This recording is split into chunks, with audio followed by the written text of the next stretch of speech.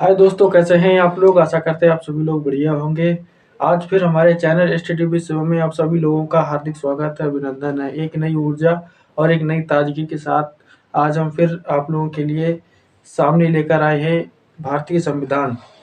और भारतीय संविधान में अनुच्छेद 104 से लेकर आज हम चलेंगे।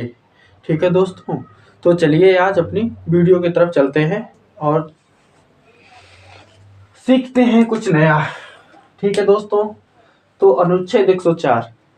तो जो अनुच्छेद 104 है, तो अनुच्छेद 104 हमारा क्या बोल रहा है, देखते हैं। जो हमारा अनुच्छेद 104 है, अनुच्छेद 104 शपथ लेने या प्रतिज्ञा करने से पहले, यानी क्या बोल रहा है, शपथ लेने या प्रतिज्ञा करने से पहले बैठने और मतदान करने या आयोग घोषित होने पर दंड। यानी जो हमारा अनुच्छेद जो 4 है 104, वही ये कह रहा है शपथ लेने से पहले बैठने और मतदान करने या आयोग घोषित होने पर दंड है। यानी जो शपथ लेते हैं उससे पहले अगर आप दिवालिया वगैरह या मतलब आयोग घोषित है, जैसे कि आप भारत के नागरिक नहीं हैं, ठीक है, या आप दिवालिया हैं, या आप पर किसी भी तरह का अगर कोई केस चल रहा है, तो इसमें अनुच्छेद 104 में इसका दंड के लिए एक रखा गया है कि आपको इसमें दंड मिलेगा। कब? शपथ लेने से पहले या फिर बाद में। ठीक है दोस्तों, अब हमारा अनुच्छेद 105 क्या बोल रहा है, संसद के तथा अनुच्छेद 194 विधानमंडलों के अधिकारों और विशेषाधिकारों को निर्दिष्ट करता है। कौन सा अनुच्छेद है? एक तो हमारा 105 क्या कर रहा है, संसद के तथा, ठीक है, जो पॉइंट हम कर रहे हैं उनको थोड़ा ध्यान से देखना।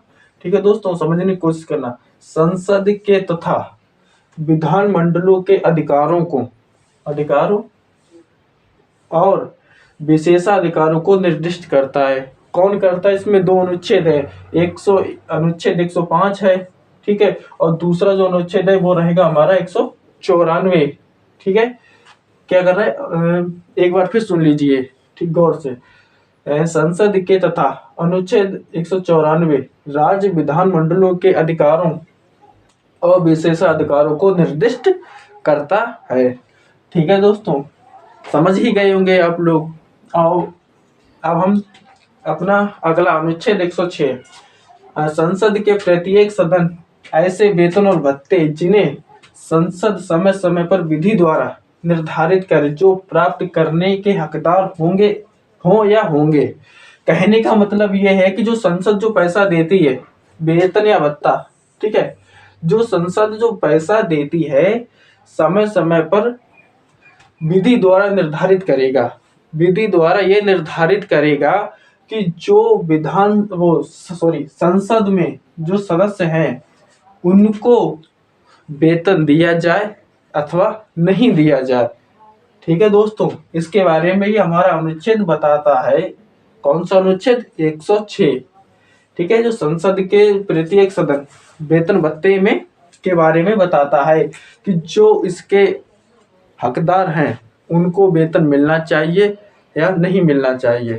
ठीक है दोस्तों, अनुच्छेद 107 हमारा क्या कह रहा है, विधेयकों को पेश करने और पारित करने से संबंधित है। क्या बोल रहा है? विधेयकों को पेश करने या पारित करने से संबंधित है। जब कोई विधेयक यानी ऑर्डिनेंस, विधेयक को बोलते हैं अंग्रेजी में ऑर्डिनेंस, ठीक है, विधेयक लोकसभा में, ये हमने शॉर्ट में लिख रखा है, लोकसभा में पेश किया जाता है। जब कोई विधेयक लोकसभा में पेश किया जाता है, और हैं अपने 108 अनुच्छेद पर। ठीक है दोस्तों, जब किसी सभा द्वारा पारित किसी धन विधेयक अथवा संविधान में संशोधन करने वाले विधेयक को छोड़कर को अन्य सभा द्वारा अस्वीकार किए जाने या विधेयक में किए गए के बारे में दोनों सभाएं अंतिम रूप में असहमत होने दूसरी सभा को विधेयक प्राप्त होने की तारीख।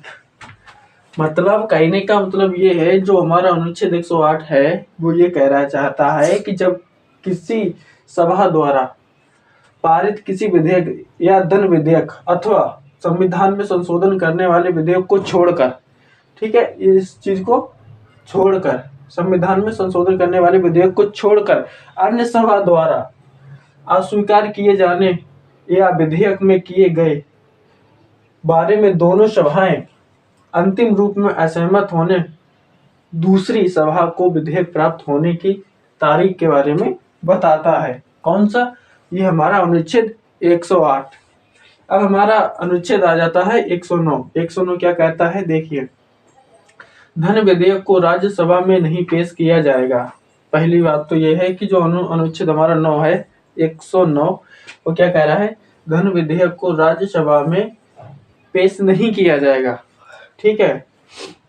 भारतीय संविधान के अनुच्छेद 110 में विधेयक को परिभाषित किया गया है। किसमें किया गया है? जो 109 के बाद जो शुरू होगा अनुच्छेद हमारा 110, वो इसमें आएगा। किसमें? अनुच्छेद 110 में परिभाषित किया गया। धन विधेयक वित्तीय मामलों जैसे कराधान, सार्वजनिक व्यय। ठीक है दोस्तों, जो धन विधेयक है वो किन मामलों के लिए है? वित्तीय मामलों जैसे कराधान या सार्वजनिक व्यय, यानी जनता द्वारा। ठीक है, तो ये चीज आप लोगों की समझ में आई होगी। 109 वाला फिर हम आपको एक बार फिर बता रहे हैं। धन विधेयक को राज्यसभा में नहीं पेश किया जाएगा। पहला, भारतीय संविधान के अनुच्छेद 110 में विधेयक को परिभाषित किया गया है। किसमें किया गया? धन विधेयक को, संविधान के विधेयक को किसमें किया गया? 110 में विधेयक में परिभाषित किया गया है। 110 में, अनुच्छेद 110 में। ठीक है। धन विधेयक वित्तीय मामलों जैसे कराधान या सार्वजनिक व्यय। ठीक है। अब हम आ जाते हैं अनुच्छेद 10 पे। ठीक है। अब अनुच्छेद 10 हमारा क्या कह रहा है, देखते हैं। एक मसौदा कानून के रूप में जिसमें केवल प्रावधान है।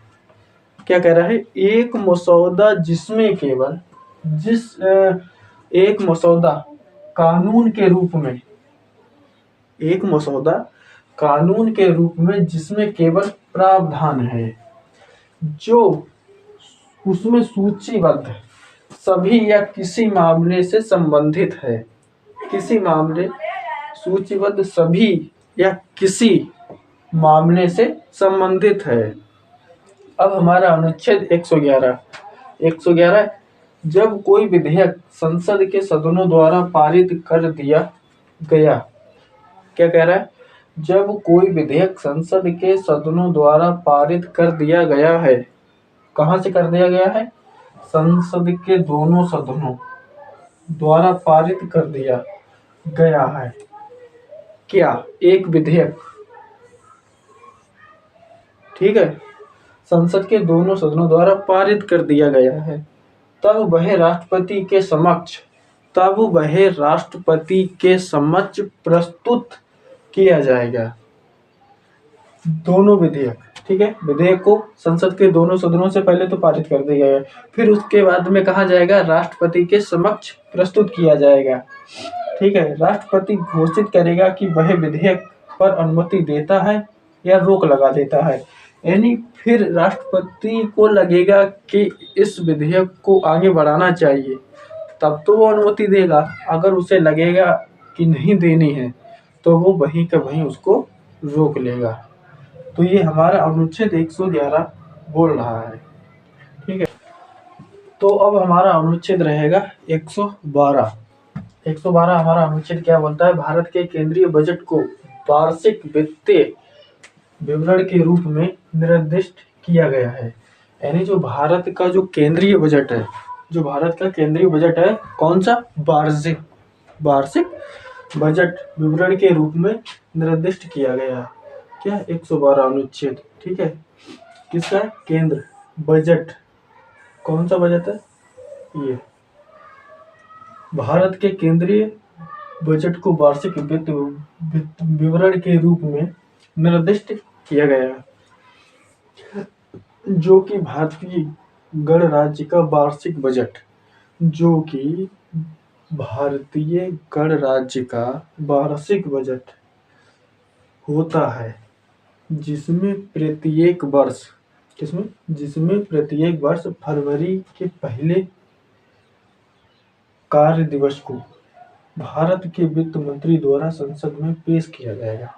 कब किया जाएगा कि वर्ष फरवरी के पहले कार्य दिवस भारत के वित्त मंत्री द्वारा संसद में किया जाएगा। जैसे कि अब ये दिसंबर चल रहा है, दिसंबर के बाद आए जनवरी फरवरी, तो फरवरी से पहले जितना भी इसका लेखा जोखा होगा वह वित्त मंत्री द्वारा कहाँ किया जाएगा, संसद में। कब किया जाएगा, फरवरी के पहले कार्य दिवस को, जब नए साल की जो नई शुरुआत होगी वो बैठक होगी पहली, उसी में वित्त मंत्री द्वारा संसद को क्या दिया जाएगा, बजट दिया जाएगा। कौन सा, वार्षिक वाला। ठीक है दोस्तों, अब हमारा अनुच्छेद 113 क्या है, अनुमानों के संबंध में संसद में प्रक्रिया से संबंधित है। भारत की संचित निधि पर भारित व्यय से संबंधित अनुमानों में अधिकांश को संसद के मतदान के लिए प्रस्तुत नहीं किया जाएगा। क्या नहीं किया जाएगा कि जो अधिकांश संसद के मतदान के लिए प्रस्तुत नहीं किया जाएगा। लेकिन इस खंड ऐसा भी कुछ नहीं होगा कि इस पे चर्चा ना की जाए, ऐसा भी कुछ नहीं होगा कि इस पे चर्चा ना की जाए, चर्चा को रोकता हो।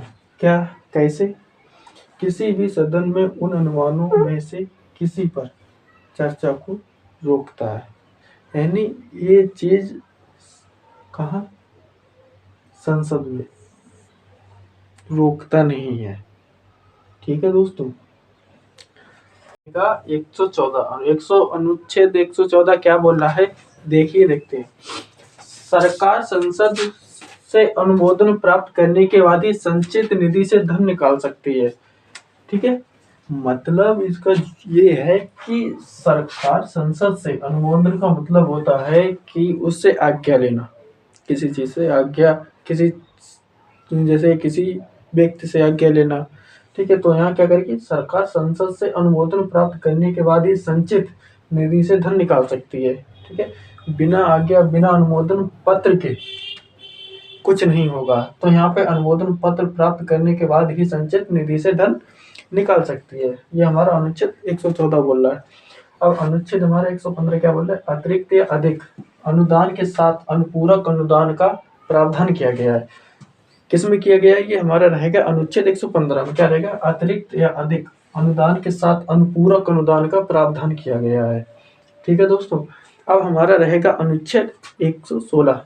अब ये 116 अनुच्छेद क्या बोल रहा है, लेखा अनुदान को भारत की संचित निधि अल्पकालीन व्यय आवश्यकता को पूरा करने के लिए केंद्रीय सरकार के लिए अग्रिम अनुदान के रूप में परिभाषित करता है। मतलब ये है कि जो संचित निधि अल्पकालीन व्यय, यानी जो अल्पकाल का मतलब होता है छोटा समय।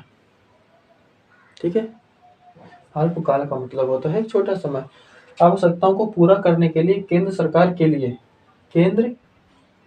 सरकार के लिए अग्रिम यानी आगे, ठीक है, अग्रिम अनुदान के रूप में परिभाषित करता है। अब रहेगा अनुच्छेद हमारा 117। अनुच्छेद 117 हमारा क्या कह रहा है, देखते हैं। धन विधेयक राष्ट्रपति की सिफारिश से केवल लोकसभा में प्रस्तुत किया जा सकता है। जो धन विधेयक है, अनुच्छेद 117 की बात कर रहा हूँ। जो धन विधेयक है राष्ट्रपति की सिफारिश से, किसकी, राष्ट्रपति की सिफारिश से केवल लोकसभा में प्रस्तुत किया जाएगा। कहाँ प्रस्तुत किया जाएगा, लोकसभा में प्रस्तुत किया जाएगा। कौन करेगा? राष्ट्रपति की सिफारिश। और क्या होगा? धन विधेयक। तो दोस्तों, ऐसे ही भारतीय संविधान से जुड़ी हमारी वीडियो को आप लोग देखिए। हमारे channel study with Shivam sir को सब्सक्राइब कीजिए, हमारी वीडियो को देखिए, लाइक कीजिए और शेयर भी कीजिए। ठीक है दोस्तों, क्योंकि हम आप लोगों के लिए नई नई टॉपिक पर वीडियो बनाते रहते हैं। इसी के साथ आज की वीडियो हमारी यहीं पर समाप्त होती है। ठीक है दोस्तों, जय हिंद, जय भारत। फिर मिलेंगे कल एक नई वीडियो में, नई ऊर्जा, नई ताजगी के साथ। आज के लिए इतना ही। जय हिंद, जय भारत दोस्तों।